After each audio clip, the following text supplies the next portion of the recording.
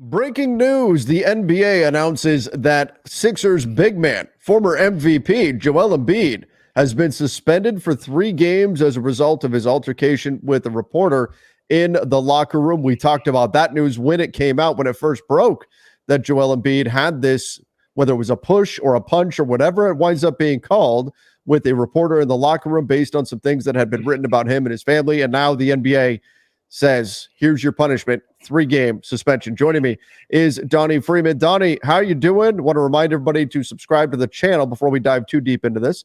Make sure you guys hit that subscribe button. But Donnie, are you surprised at all? 3 games here for Joel Embiid.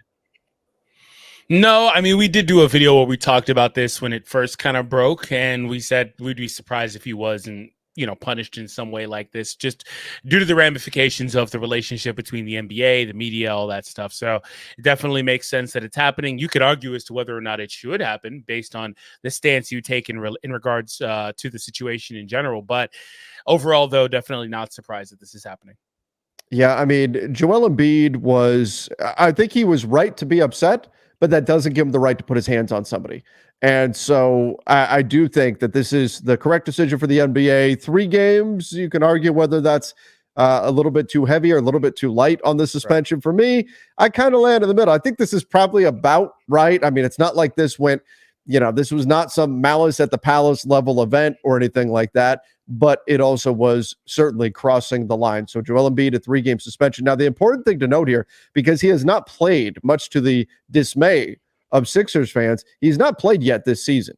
So this suspension, there's no double dipping here. This suspension does not start until Joel Embiid is physically able to play. Now, there's been talk about him potentially playing tomorrow night against the Clippers.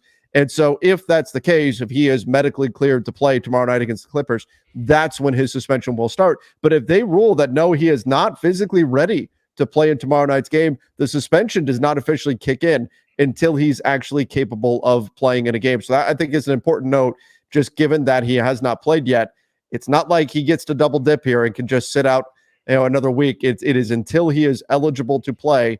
That's when the suspension kicks in. So that means, looking at the Sixers schedule, even if he's declared able to play for tomorrow's game against the Clippers, he will miss the Clippers, the Lakers, and then at home on Sunday against the Charlotte Hornets. And you can see there on the screen, the 76ers right now, 1-5. Donnie, this is not the start we were expecting from them.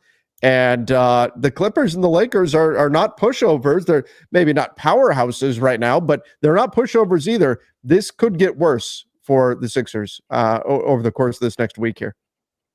Yeah, definitely. Just nobody expected to see these guys at the bottom of the standings without even, having their best player out there. That just doesn't make much sense to me. But same could be said about Milwaukee, who has been playing their best guys, and they're right there too. So I just wanted to say, we kind of joked about this briefly off camera before we started, but there's a theoretical situation where they can double dip. And that's to say that, okay, they're looking at, okay, Embiid, are you going to be good to play in a week and a half? Okay, yeah, we'll just say that you're eligible now. And then the NBA will start to counter on that. And then in a week and a half, when you would truly be really ready, then the counter will be over and, they could play Embiid at that point. Maybe they try to do that because they haven't told us anything about anything with this guy.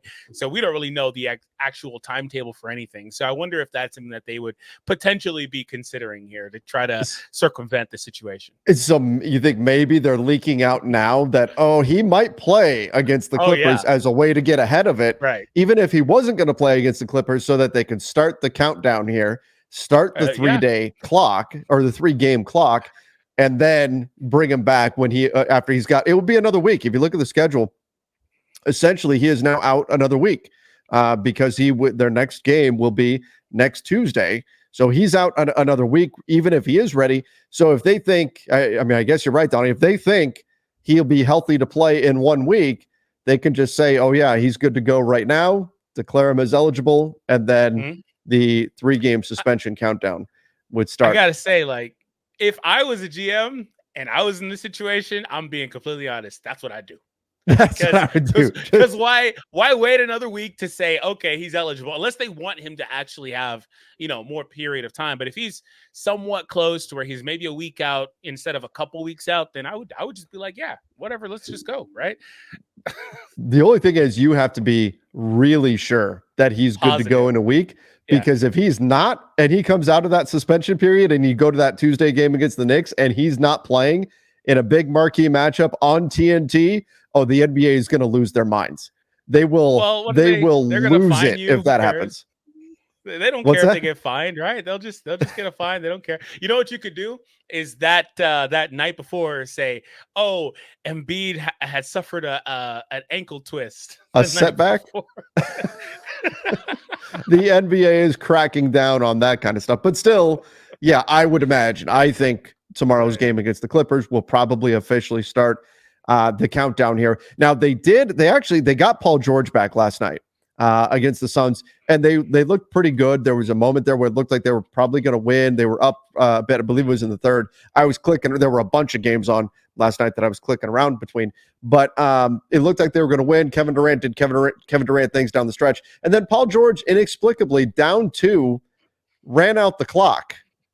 He Right. took a That's shot, crazy. but he waited and waited and waited, and then eventually settled for a shot. So that was a surprise that they ran the clock a bit at the end of the 76ers did, rather than go early. But nonetheless, they dropped their game to the Phoenix Suns. They did look much better. It's not impossible for them to beat the Clippers or beat the Lakers, or certainly the Hornets without the services of Joel Embiid. I think they are a much more competitive team even with just Mhm. Paul George coming back.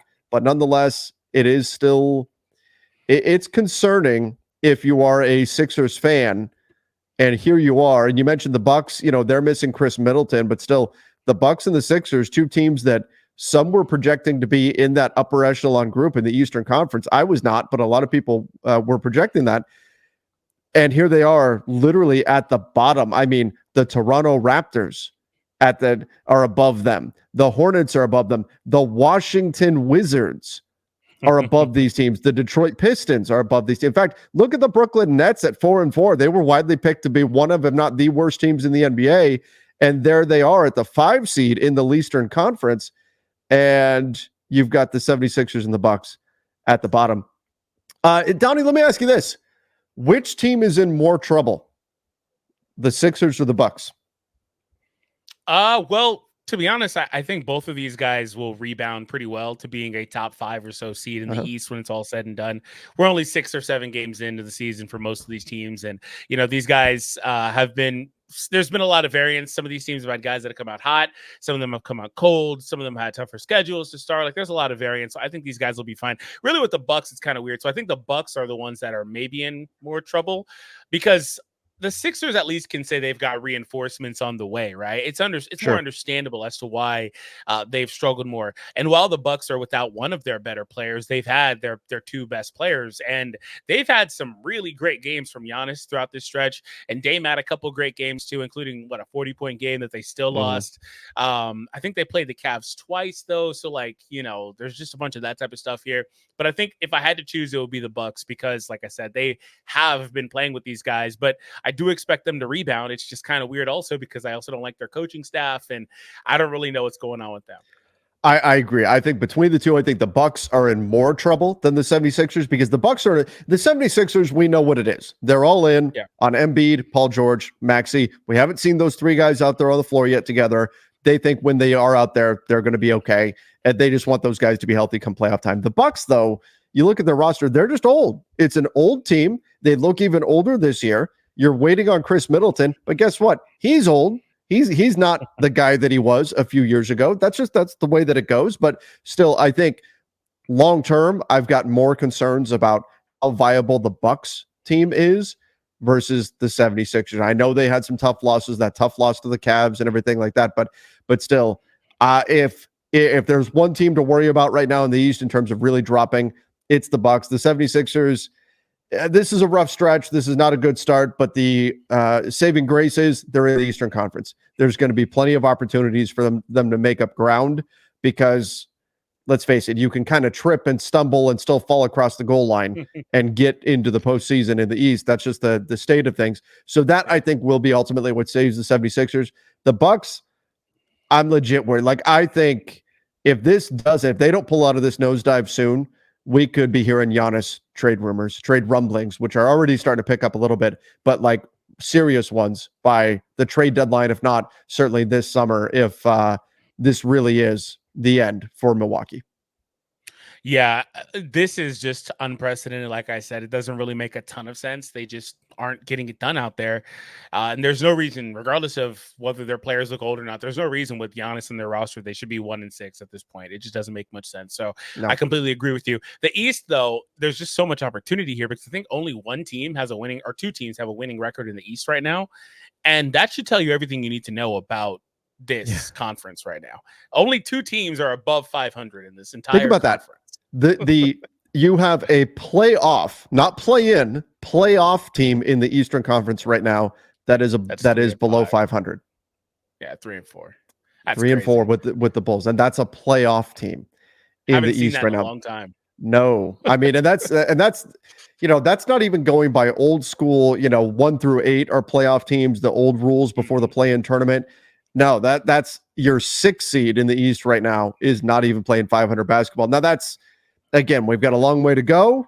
I think this is going to change a lot. I don't think the Nets are going to be a 500 team forever. I think they're going to drop out. I don't think the Magic, now they lost Paulo Banchero, but they're not a 3-5 team really. I think they will move up. The Pacers are probably not. The Pacers are probably closer to being a 500 team than 3-4.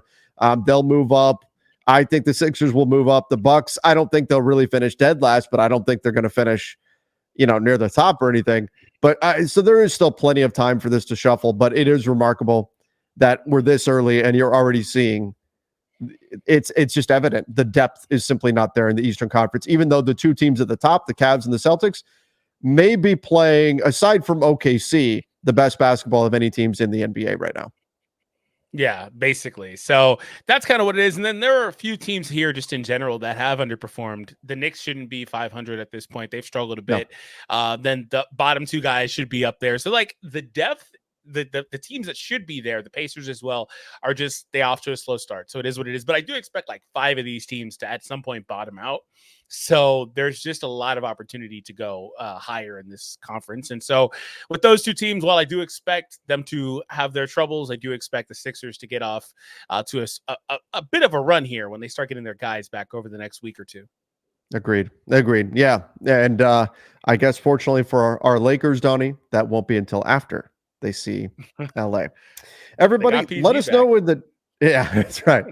Let us know in the comment section what you think about the suspension to Joel Embiid. Did the NBA make the right decision, or was this too light? Should they have suspended him for longer? Just 3-game suspension for Joel Embiid. Let us know in the comment section. Don't forget to go check out our latest video. We've got a look at all the teams around the NBA, all the games that played last night. So go check out that one. Till next time, everybody. See ya and stay safe.